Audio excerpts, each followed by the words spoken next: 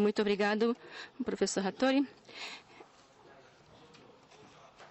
Eu sou Oikawa, professora assistente da Universidade de Agricultura e Tecnologia de Tóquio. Seguirei, então, com a apresentação da sessão seguinte.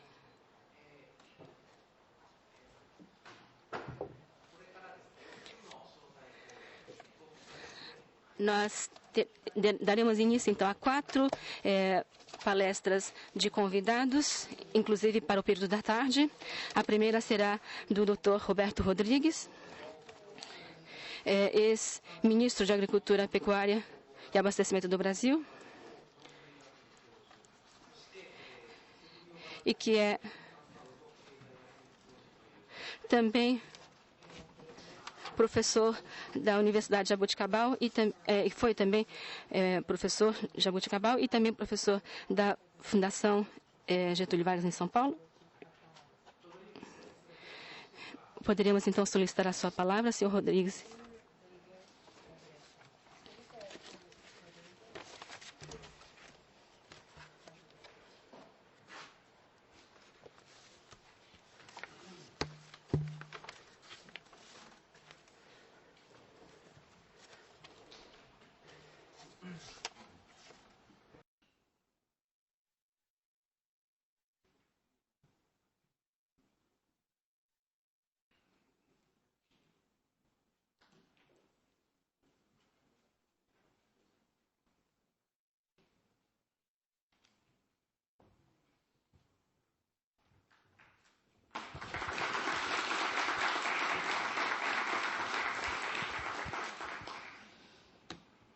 Minasan ohayou gozaimasu. Meu caro embaixador Castro Neves, querido amigo e grande embaixador brasileiro, onde quer que tenha passado com grande sucesso, senhor Hidefumi Kobataki, presidente da TUAT, senhor Yoshihisa Nagayama, senhor Akira Sasao, vice-presidente, senhor Osei Oikawa, que aqui nos apresentou, meu querido professor reitor Marcos Macari, da Unesp, que presidiu o Simpósio Brasileiro e coordenador do evento no Brasil, meus caros companheiros brasileiros que aqui se apresentam para esse importante evento, meu amigo Isdória Manaka, que na verdade foi quem me propôs esse processo que hoje estamos culminando aqui no Japão, professora Elizabeth Urbinati, que coordenou nossos eventos do lado brasileiro. Quisera, antes de tudo, agradecer enormemente às universidades japonesas que aqui nos apoiam, aos países brasileiros que aqui vieram, e ao Ministério da Agricultura do Japão, que tem apoiado os trabalhos desse evento. Antes de começar, eu recebi aqui do meu amigo Masao Tadano, hoje do Ministério da Agricultura, uma mensagem do ministro da Agricultura brasileiro,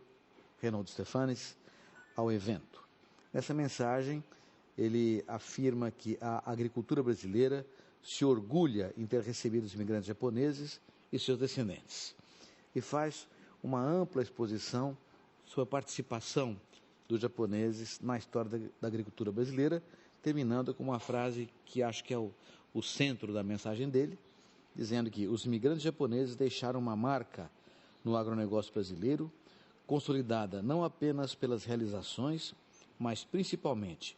pela perseverança diante da adversidade e o seu espírito de união. Faço votos de que esse espírito norteie o simpósio que marca a passagem do centenário da imigração japonesa para o Brasil. Reinaldo Stefanes, ministro da Agricultura do Brasil. Então, com isso, cumpro aqui também um papel protocolar de apresentar a palavra do nosso ministro da Agricultura aos participantes desse evento. Bem, a mim me cabe, então,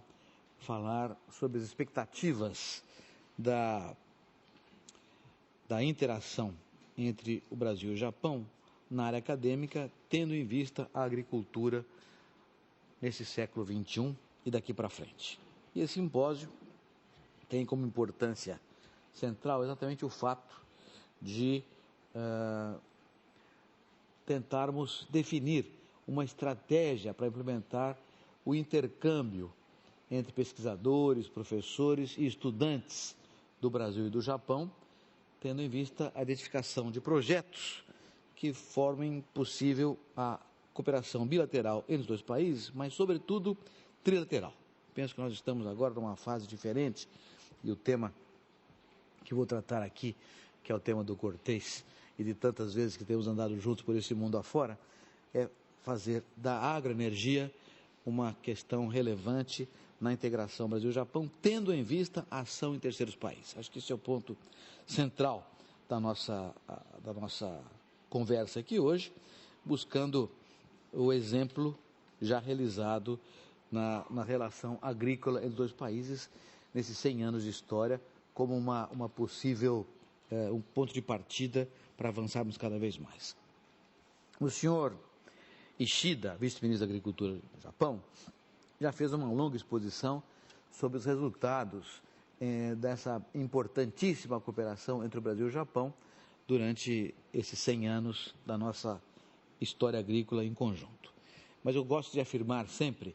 que nós tivemos dois momentos fundamentais dessa relação. O primeiro momento foi na migração propriamente dita, 100 anos atrás, quando pelo menos 3 temas foram fundamentais para a história agrícola do Brasil e, em boa parte, também para a história agrícola japonesa. Durante a imigração, logo no começo da imigração e logo nos primeiros dias, 3 questões foram fundamentais para nós. A primeira foi a introdução de novas tecnologias, que permitiram, sobretudo, a criação dos cinturões verdes de hortifrutigranjeiros nas grandes cidades brasileiras. Esta questão de novas tecnologias também foi responsável pela introdução de novos produtos agrícolas, como frutas, vegetais e flores, como o broto do bambu, a abobrinha,